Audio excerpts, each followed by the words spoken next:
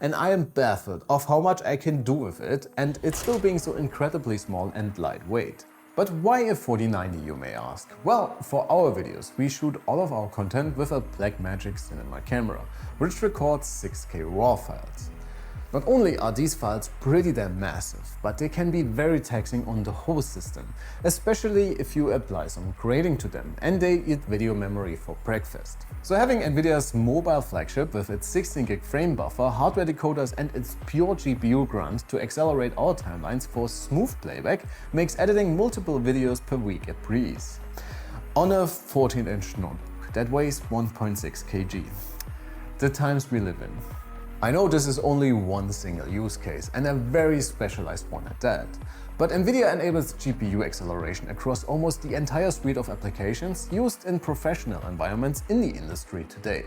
Be it in video editing or motion graphics with Resolve, Premiere Pro and After Effects, photo editing with Photoshop and Lightroom, or CGI workflows in Blender, Houdini or even Maya. If you want to learn Today, I'm going to tell you 3 stories about real people who had something totally unexpected and insane happen to them, think like stranger than fiction, that kind of thing, that not only changed their lives, but also in some of these cases, changed the lives of millions of other people too. Now, these stories are kind of a slight departure from what is considered normal on this channel. They're not that far off, but they're a little different. So if you like them, let us know in the comments and we will do more of them. But before we get into those stories, if you're a fan of the strange, dark, and mysterious delivered in story format, then you've come to the right place because that's all we do and we upload once a week.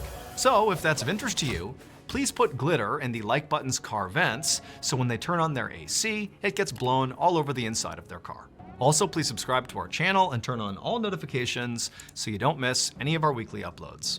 Okay, let's get into today's stories.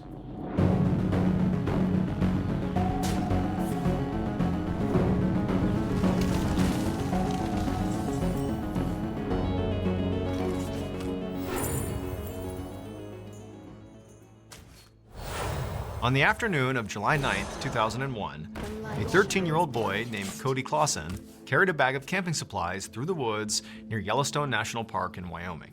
Cody had come to the woods for a camping trip with his dad and his Boy Scout troop.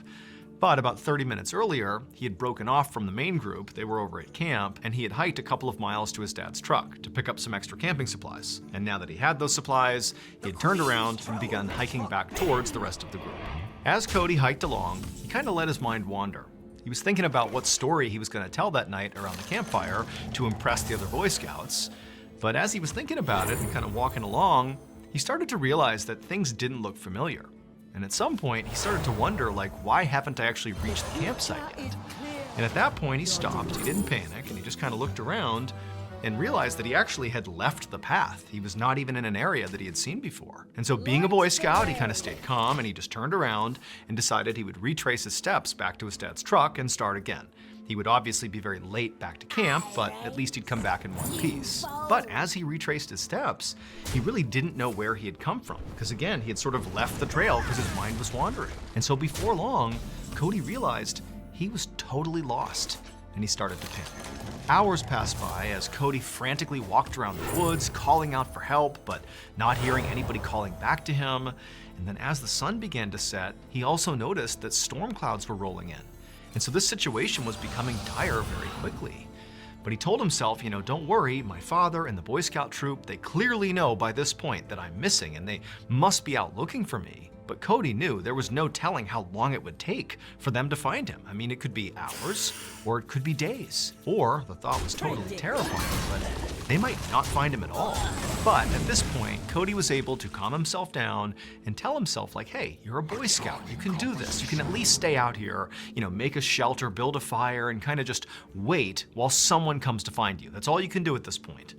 And so he had his bag of supplies with him, and so he took it off and he dumped the contents out.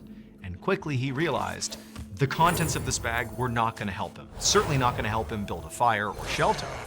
But worse than that was there also wasn't any food, and he barely had any water.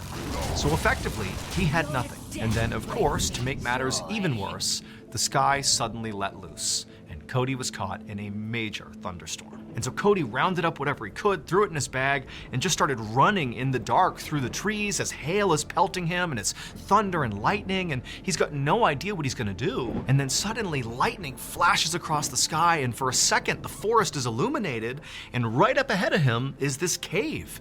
And so Cody runs into the cave and he takes shelter inside of it. It's pouring rain outside, it's so loud, it's so chaotic, and he's terrified. But now it's like his body just shuts down. He's so overwhelmed, he's so scared as he's laying there like wondering, am I gonna die out here? That he just closes his eyes and passes out just from sheer exhaustion. The next morning, Cody woke up still sheltering inside of this cave. And the first thing he noticed is when he looked out into the woods was the storm had stopped, the rain had let up. And the second thing he noticed was he heard the distinct sound of a helicopter flying somewhere nearby. Cody instantly ran out of the cave and looked up into the sky, and sure enough, there was this small helicopter flying around roughly in his area. And so using some of his Boy Scout training, he pulled off his belt and he used the metal buckle of his belt to reflect the sunlight back up at the pilot to get the pilot's attention. And it worked. He got the pilot clearly to notice him, and before long, he noticed the pilot hovering down lower and lower right over the tree line, looking for a place to land. And so Cody is so overjoyed, he's about to be saved. He grabs his stuff and just charges over roughly to the area where the pilot's trying to land, and by the time he gets in that vicinity, he sees the pilot actually touching down in a clearing. Cody can't believe it. It's only been one day and he's been found. And so Cody runs over to the helicopter, throws the door open, gets inside, and the pilot just turns around and says, "Good morning." And Cody, at first, doesn't really register what's happening here. He's only just completely relieved that he is going to survive. But then he kind of stops and looks at the pilot, and he can't believe who it is that's just rescued him. It would turn out, the night before, when Cody did not return to the camp, his father and the Boy Scout troop did contact authorities, and before long, a local search party was organized. And one of those people who volunteered to be a part of the search was an amateur pilot who lived in the area. That helicopter pilot was the one who found Cody 10 miles away from his Boy Scout troop's camp. When that pilot reunited Cody with his father, Cody's father naturally assumed that, given the trauma of the last 24 hours, that Cody would not want to rejoin the Boy Scout troop and continue this camping trip, that he would want to go home. But instead, Cody said, no, I want to go back to the Boy Scout troop. I want to sit there and tell them what happened to me, because now I have a campfire story that they are not gonna believe. Cody had trekked 10 miles through the wilderness all alone, spent the night with bears out in a cave somewhere in the middle of a storm, and then ultimately got rescued by this amateur helicopter pilot who happened to be, at the time, one of the most famous people in the world. The amateur pilot was the actor who had played Han Solo in Star Wars, he was Indiana Jones, and had starred in several other major blockbuster movies. It was none other than Harrison Ford.